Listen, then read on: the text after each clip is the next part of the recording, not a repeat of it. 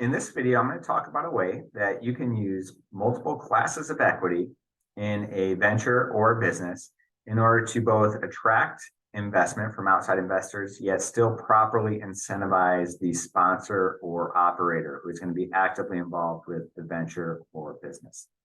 And in order to show how this works, we are going to use an example where we've got a sponsor who has a real estate project that she'd like to invest in. Her plan is to buy a piece of real estate, hold it, develop it over a period of time, and then sell it at hopefully a profit. In her plan, she's going to need $250,000. She has $50,000 that she's going to put in herself, and she finds an investor willing to put in the remaining $200,000 for a total of $250,000.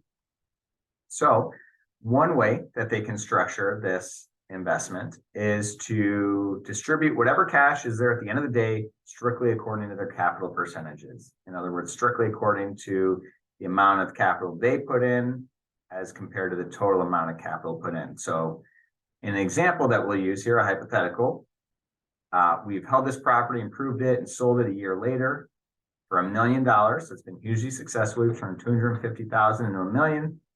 And we're going to distribute according to capital percentages. So 20% or $200,000 will go to our sponsor, and 80% or $800,000 will go to our investor. Our investor is going to love this. They made a multiple of 4 times their initial invested capital. Our sponsor has also done well for herself, receiving a 4x cash on cash multiple, but she might be looking at this and saying, why is my return the same as the investor when I'm the one who put all the time and effort into making this a success? So now as an alternative, we'll look at a distribution waterfall that has 2 different classes of equity interests. First, we have a capital interest. This is the interest held by each person in the deal, where they will get paid out a portion of the cash remaining at the end of the day, according to the amount of capital they invested up front. But our sponsor here is also going to receive a promote interest down here. And the way this works is, first, everyone will receive a 10% preferred return on their invested capital. Second, everyone will receive an amount equal to their initial invested capital back. And then third, after everyone's gotten their money back with that 10% return, our sponsor will get a 40% promote interest to reward her for her efforts in making this a success. And the remaining 60% will be split up between our sponsor and investor according to their capital percentages. So what does this look like? Again, in the same hypothetical, where a year after we bought the property, we sold it for $1 million. First, we return the 10% preferred return. So that means 10% of our sponsor's $50,000 is $5,000, and 10% of our investors' $200,000 initially invested capital is $20,000. And now we have $975,000 still available to distribute. Now that we've moved down from A down to B, we're going to return an amount equal to everybody's initial invested capital. That means the next $50,000 goes to the sponsor and $200,000 goes to our investor. Everyone now has received their money back plus 10% return, and we still have $725,000 left to distribute. And so now we move down to C in our waterfall.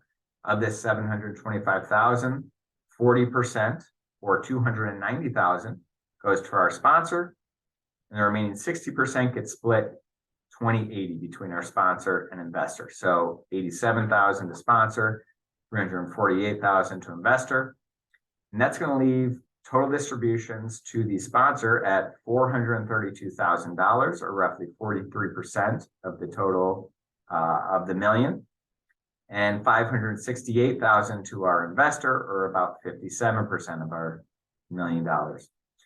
And now what we have here is a deal that everyone is probably still going to be happy with at the end of the day. The investor, while they didn't do as well in this scenario, is still making more than 2.5 times their money back, almost 3 times their money back in just a year. And obviously, this was a wildly successful investment in this hypothetical. And our sponsor is making almost 9 times their money back. And the 43%, the sponsor put in only 20% of the capital, but is walking away with 43% of our final proceeds. And again, this is to reward her for putting in the effort and making this a successful investment. And if you actually look at it from the beginning, from the investor's point of view, before knowing whether or not this is going to be a successful investment or not, the investor might actually prefer an approach like this because this is set up where the sponsor has been incentivized in order to do whatever she can to make this a successful venture. Because the more successful it is, the larger this promote interest, or 40%, is going to be after everyone gets their money back plus 10%. Whereas in the other example, where the sponsor's total walkaway cash was somewhat limited to only 20%, she may not have been incentivized enough to put in as much time, as much effort in order to make this a success. So particularly if you are involved in a venture, or even if it's a more permanent operating business, especially if you have passive investors and active sponsors or operators in the deal, an approach like this with different classes of equity for passive money versus active participation in the business may be a good way to both attract investment from outside investors and give them an appropriate risk profile for their investment, while also keeping the sponsor operator incentivized to turn the venture, the business, into a success. Couple of notes about this. One, you can't do this just out of any legal entity. In particular, if you have an entity taxed as an S corporation, this will not work. So before you go diving into something like this, make sure that upfront, when you're setting up your legal entities for your venture or business, you're considering whether or not you are going to want multiple classes of equity, and whether or not you can achieve that with whatever legal entity or tax elections you are looking to make. Two, obviously, this is something that if you are sponsoring a project, you're going to talk about your investor, talk with about your investors, but you need to also have the proper legal equity documents that reflect this arrangement. So whether you're an LLC and you're talking about your operating agreement, or you are in a corporation and you're talking about your articles of incorporation, those documents need to be drafted properly to actually provide for this business deal that investors and sponsors are agreeing to. And then finally, you need to have systems of accounting to make sure that dollars in, dollars out are appropriately accounted for and allocated in a manner that actually matches up with the deal between the parties. So something for you to consider, again, particularly if you have a business venture with active and passive investors. And if that is the case, make sure you're consulting with your business advisors to make sure that you are doing everything appropriate in order to implement this. I hope this video has been helpful.